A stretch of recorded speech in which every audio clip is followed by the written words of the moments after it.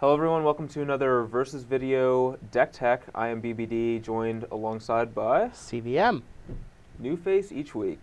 Every week. Yep, or just the same face with more beard, but It just keeps growing. yeah, it's kind of crazy actually how that works. Today we're going to play some sweet standard action. There was a GP last weekend, and it was taken down by an Orzhov control deck.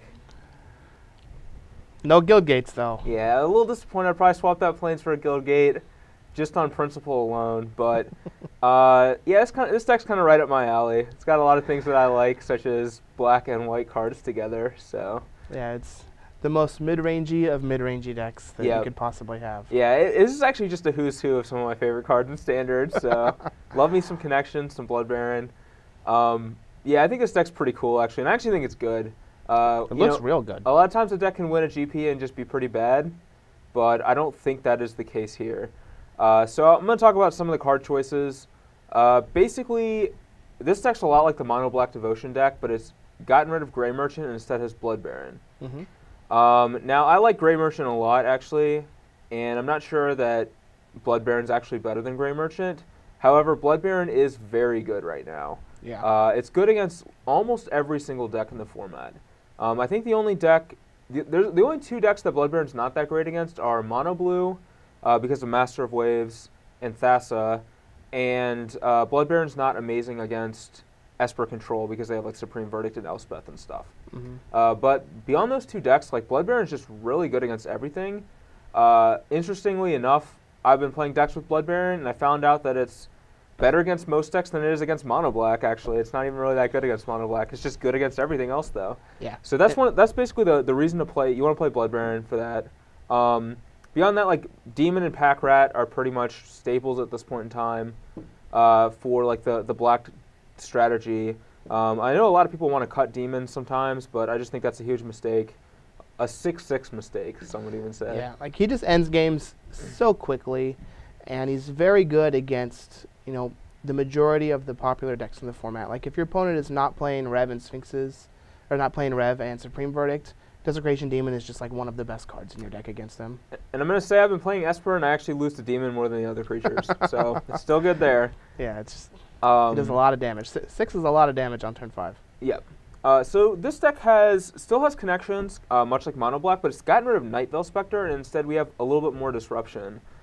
Sin Collector, 2 Duresses, and then just additional removal spells.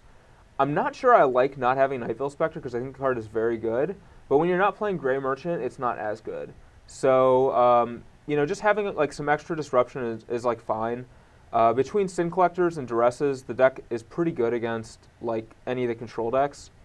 Yeah, I mean, that's pretty much it. Like, Sin Collector is actually pretty good right now in the format because almost everyone is playing some sort of instants and sorceries, and Collector also serves as a buffer against Devour Flesh, which is like the best answer to Blood Baron. So it kind of serves double duty in that role, and I actually like it for that purpose. Yeah. Definitely, and like you said, that every deck has some type of instant or sorcery that you want to hit with Sin Collector. Like, the only real exception is Mono Blue, but even then, if you happen to catch them, you know, with their pants down and a Cyclonic Rift in hand, you just get to pump the fist and know that you're probably not going to lose. It's also not great against like the Red-White Devotion deck either. There's a few other exceptions, but even there, like, you know if they have mortars or not to run out your Blood Baron, and if they don't have a mortars, they just can't ever kill Blood Baron. Yep, Blood Baron just goes all the way. As for the removal suite, we have 4 Devour Flesh, 4 Heroes Downfall, 2 Last Breath, 2 Ultimate Price. I like this split a lot, actually. This is actually very similar to the split that I was playing in my Esper deck because Devour Flesh is just like one of the best removal spells right now.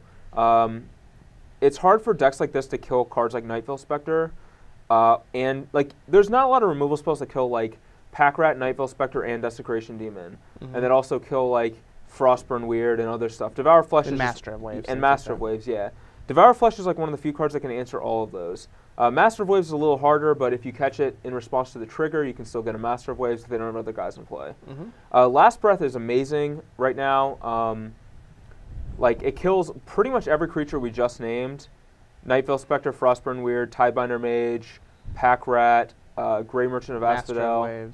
Master of Waves. Kills Mutavault even. Mutavault, yep, that's another big one. Like almost every single creature except Skyjack in the white aggro deck. Yeah, like it kills Gutter Skulk, like Tavern Swindler. I mean, it just really gets them all. Ultimate Price also all right. I actually don't think this card's great, but it is a way to kill Demon, which is pretty important. You know, it's like your classic, like, you know, can kill a Stormbreath Dragon and a Desecration Demon type card.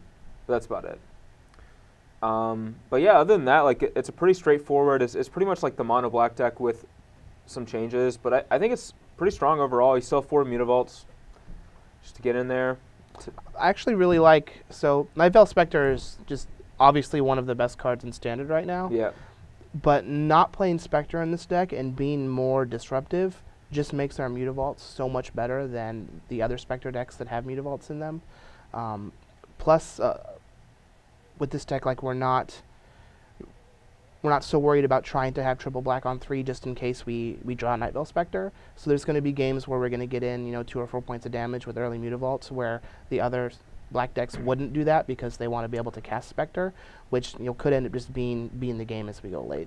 Yeah, I mean that's actually a very good point. Like if we have like Mutavault Swamp in mono black, you want to lead with Swamp in case you draw like a Spectre.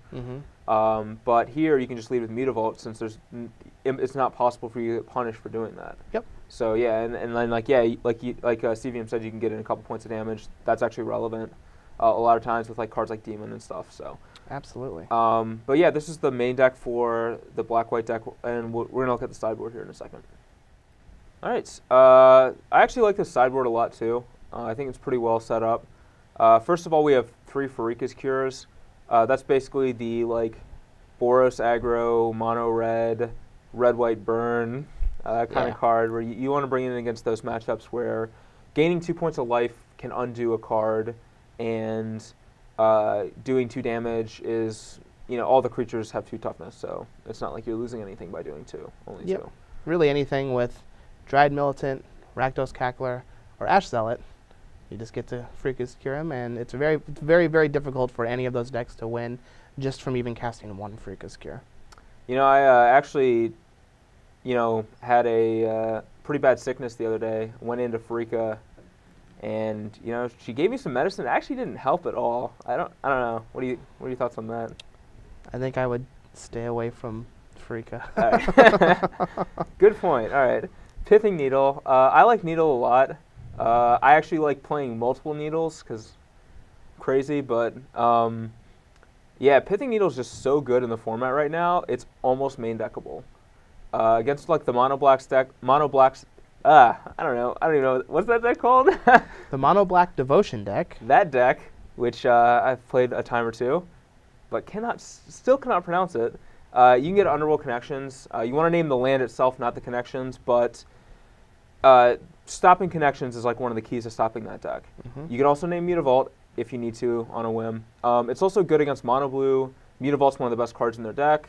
Shutting that down is pretty big. Sometimes shutting down Thassa is also pretty key, where you can just lose to creatures being unblockable even if you have good blockers in play.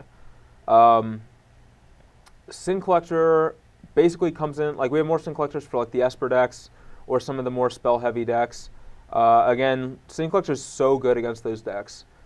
Just providing the body that they usually have to kill and stripping a card from their hand at the same time, you're pretty much 2 for 1-ing them. So, pretty key. 3 Dark Betrayals. I'm not sure you need 3 at this point, but Mono Black's still a pretty popular deck, and it is just like the best removal spell against them. Like I think you honestly could cut down to 2, but you know, it's still a good card.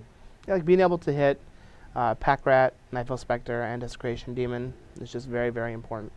And one important thing about Dark Betrayal is costing 1 is actually super relevant too, where you can go like Pack Rat, and then on turn 4 you can like make a rat and kill a guy. There's just like a number of situations where like costing 1 is like very huge. Yep, especially when you have Night Veil, or not Night Veil, but Underworld Connections in your deck. There's a lot of times where you're going to be utilizing, you know, one of your lands to draw cards, still want to cast spells, but also be able to use a removal spell. So Dark Betrayal only costing 1 just really helps in those situations where you're wanting to draw, you know, play multiple spells in a turn, but also utilize your connections. Yeah. We have another duress on the board. Basically, we just really don't want to lose to Esper or Blue-White. Yeah, this deck just does not want people to have cards in their hand. Yeah, it's just really against cards in hand. Speaking of which, 3 Lifebane zombies. That's the same thing. Get some cards out of that hand. Lifebane, I don't actually think is that good right now, but I don't know if I'd play 3, but I think like a couple is still fine. Honestly, the only card that I think Lifebane's good against at this point is just Blood Baron. Like the green decks seem to have fallen like away from the meta game, and against like the mono white deck, most of their creatures are already in play by the time you cast Lifebane Zombie. Like you can still get like a Banisher Priest or something, which is pretty nice, but it's not like a backbreaking card against that deck.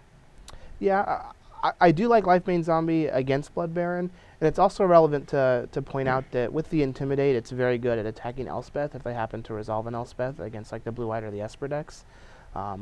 But even then, at that point, you're still fighting an uphill battle trying to get rid of that Elspeth anyways. So Yeah, definitely. I don't think you would want a full 3, but who knows? Voice of Resurgence is still a good card.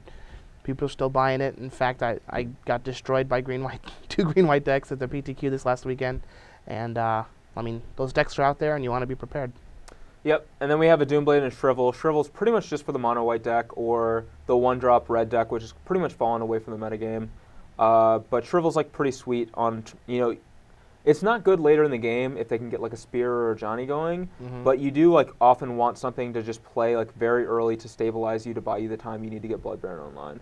Yep. Shrivel's a good card at doing that. And then Doomblade, I like having Doomblade. I like having access to that card in the sideboard of decks like this because there are still people playing Polykranos, Stormbreath Dragon, and Doomblade's actually just better than Ultimate Price against Mono Blue.